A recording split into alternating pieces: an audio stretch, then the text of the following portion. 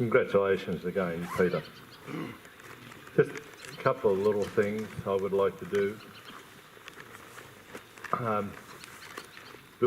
Brother Bill Lanningham over here, they've been running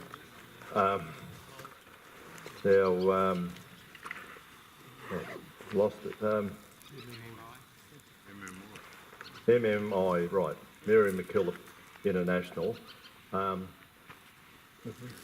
A fund to be able to sponsor 2 school teachers. Now it's great for this branch to be able to take it on, and we've been able to at the last now gone national with it, but it's there in new branches if you've got $50 or $100 to be able to just help and sponsor, or $20, doesn't matter. If you feel like you can do it, help either. It's been in the last Crusader where you've sent it, or Brother Bill's got the forms there you can fill out there today. So keep that in mind, will you? It's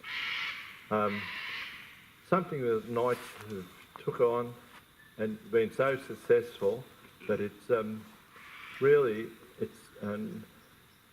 giving the really third countries a benefit of getting a couple of school teachers there. So congratulations to another Wodonga branch, what they've done, and we hope we can support it well.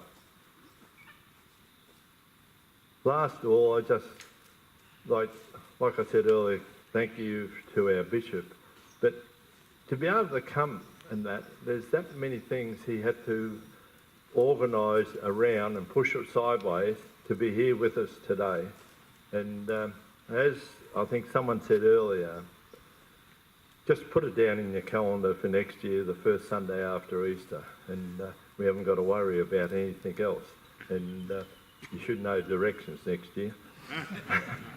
But thank you to Brother Tom, the chairman of Bendigo, for being the chauffeur for our bishop. Thank you, Tom.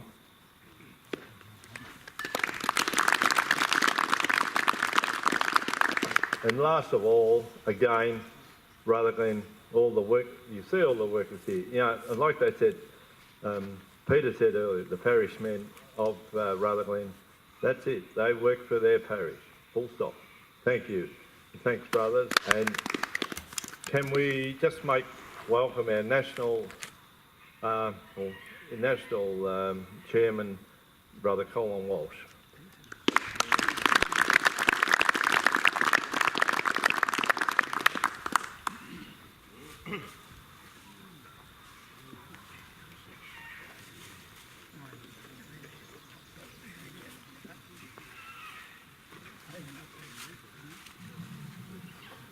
Yeah, thanks very much, Brother Tom.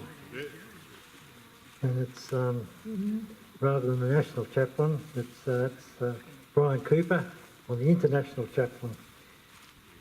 Chairman. The very first thing I wanted to say was that when I was elected international president, the Secretary General in Dublin rang me up and he said, "You've been elected the new incoming president. Can you tell me who the international bishop is?" Because precedent said that the international president, the international chaplain, also came from that country.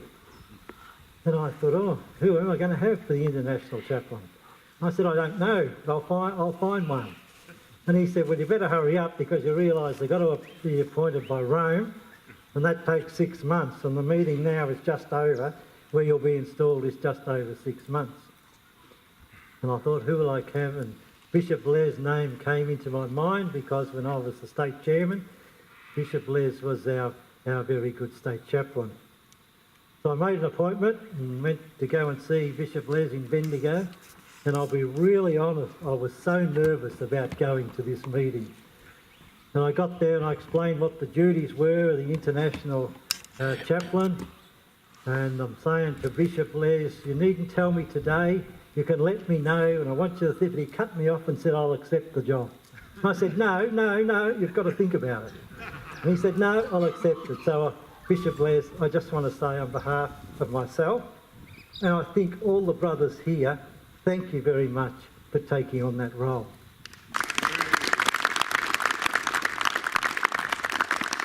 So I was able to go back to the Secretary-General in Dublin and say, Bishop Les has accepted, could you please put his name up to Rome?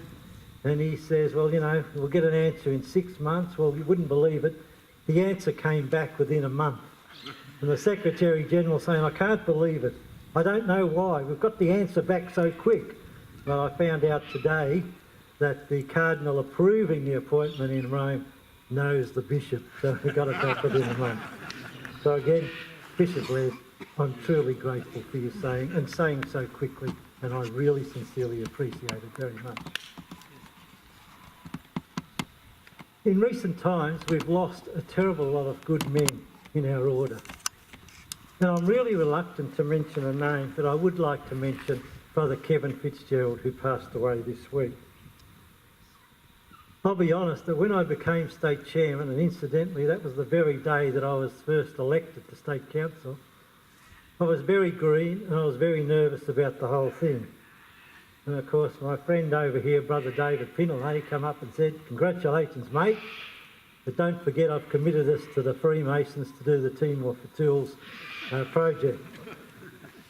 And again, I'd always been brought up, you don't associate with Freemasons. And then I found myself going every Friday night to the Freemasons temple up at Ringwood. And I was sitting there in my lounge suit and they were all there in their dinner suits. And again, I was very much out of my depth. But one thing I do know is that Brother Kevin, from that time, took me under his wing and he certainly helped me through that difficult period. And during that period, working at Altona at the time and living in Sunbury, he always had his wife Anne prepare an evening meal for me. And I've sort of never forgot that. It was a regular thing on Friday night. I'd go up there to his home, Anne would prepare a meal. Brother Kevin would help me with all my problems and off I'd go to the Freemasons temple. And I didn't know at that time that Anne was very ill with a very bad cancer. And I've always been very grateful to Brother Kevin and to his wife Anne for the friendship, the kindness and the help that they helped me through that difficult time. And it was a difficult time when we had the Timor for Tools project. I had to keep leaving work to go for press conferences and the Freemasons were leading things and we were there as well. And it was a fairly stressful time, you might say, and Brother Kevin helped me guide that through. And then if you remember, we got over the Timor's Tools project and that was a great success. In the second half of the period where I was the state chairman, I realised that we were in dire financial trouble. And I had to make the decision, did the order want a state chairman that was a leader, or did the order wanted a state chairman that was a good fellow? And we had to have a revolution. That revolution meant shifting the office. It meant reducing the staff. It meant changing the office around from how it had been working for the previous 30 or 40 years. In other words, it was absolute complete change. And again, that was a very difficult period for myself as well.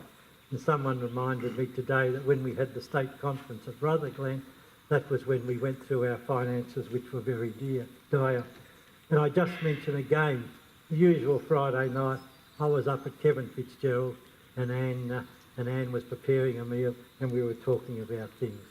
And Brother Kevin, he was a Knight of Merit and he had given a lot to the order throughout his life, there's no doubt about that. So I remember him and I remember Anne very fondly, so I was sorry to hear of his passing. Talking about IACK, I will just say Brother John Starman, who was the previous president from Victoria of IACK, he was installed in Nigeria. I had the very great fortune to be installed in Washington and be the guest of the Knights of Columbus. And I know there's a man here today, I was introduced, who is a member of the Knights of Columbus. But we'd always heard about the power of the Knights of Columbus, and having the IACK meeting in Washington, it brought me home just what a influence they have perhaps on the church in the United States. They took me, for example, to the St. John Paul II Memorial, a massive museum chapels that had I wouldn't like to guess at what it cost them to build these two chapels in terms of the mosaics, the offices they've got there, and the Knights of Columbus financed that, they paid for it, and they continue today to pay all the staffing for that memorial. The second thing was they took us to the national shrine to Our Lady, which wasn't very far from the memorial. And the Knights had built the bell tower there, and in my view, the bell tower was absolutely obscene. It went up so high, I'm sure people down on the ground wouldn't hear the bells ringing. So I just say to you, brothers, if ever you're in Washington, make sure you go and see those two things. And then I was lucky enough that they also introduced me to some Congress member, and he took me on a tour right through the Capitol building to all these places where no other people had been. And I was very grateful for that. But it demonstrated to me that all they had to do was make a phone call to the congressman. He was there and he was showing us around. So they're obviously very well connected.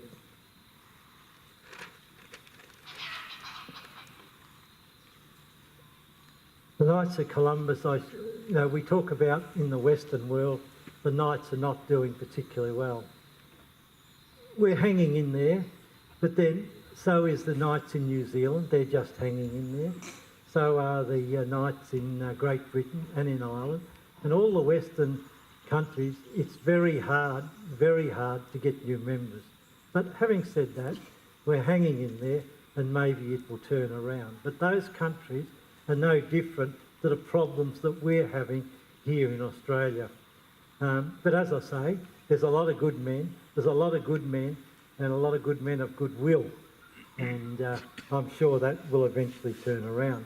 And just out of interest, the Knights of Columbus, I say the Western world, the Knights are struggling a little bit, but in America they seem to be going along very well for two reasons. One is you've got the influence of the Knights of Columbus, and they've really expanded in recent times, and I jotted down some of the countries that they've expanded to. And they're now in Canada, Mexico, the Philippines, Guam, Spain, Poland, the UK, Lithuania and South Korea. So they're expanding at quite a fast pace. The other order that you've got in America, of course, is the Black Order in the Knights of Peter Claver. They are also very strong, and they're very strong in their love for their God.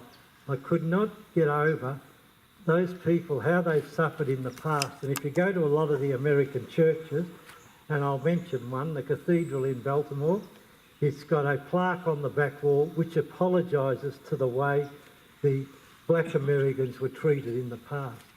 But how they practice their religion and their love of God, I just stand in awe of them and the commitment to their God they have, and their commitment to their God.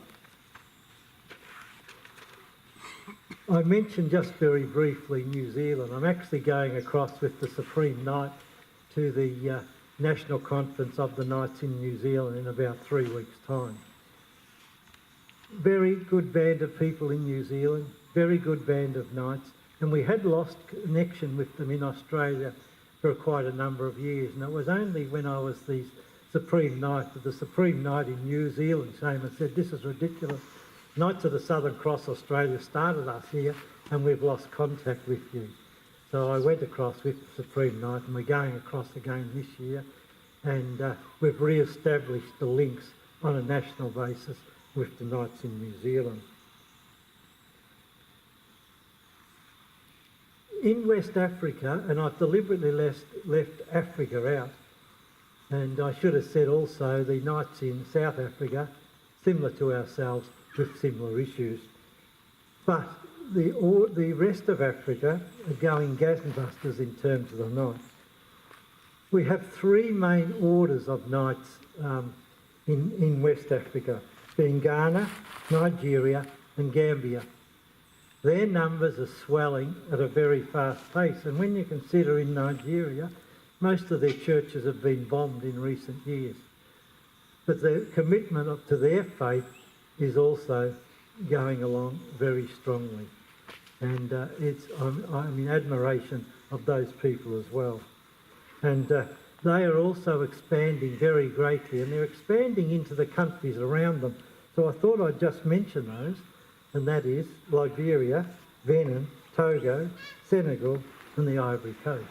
And I think if you look up, most of those countries have a majority of Muslims people. So the commitment again of those people to the faith is something fantastic. The other morning, my phone rang, or about 4 weeks ago, my phone rang at 3 a.m. in the morning, and it was the Supreme Night in Ghana.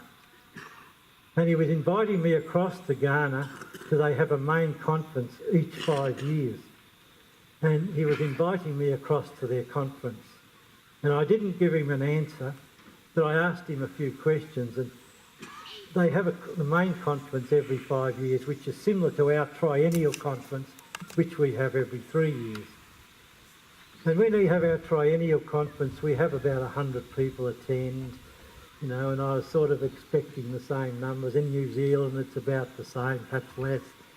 And I said to him, how many people will be attending and where is it going to be held? And he said, it's going to be held at the University of Accra in the basketball stadium. And I thought, you know, why would they have their national conference in the basketball stadium? Surely they would just need a bit of a hall. So I said to him, how many people will be attending your conference? And he said to me, we have 5,000 bookings at the moment. We expect another 1,000, and we expect 4,000 of the women to attend on the day you are there. And I thought, oh, gee.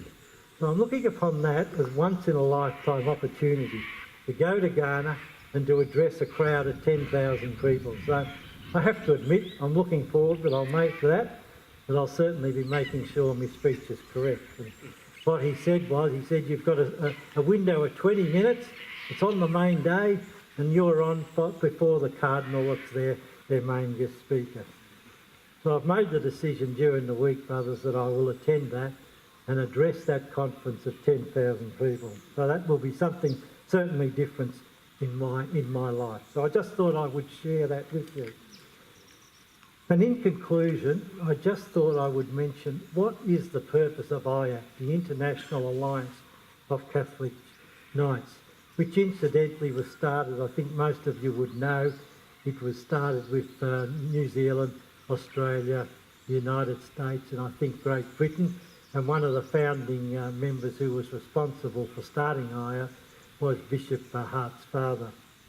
And the purpose of IACK is to bring the message of Christ to all people around the world, to support the Pope, the bishops, the priests and all religious, and to nurture the faith of its members and Catholics in general, and to foster prayer throughout the world, knowing that prayer is a very powerful resource.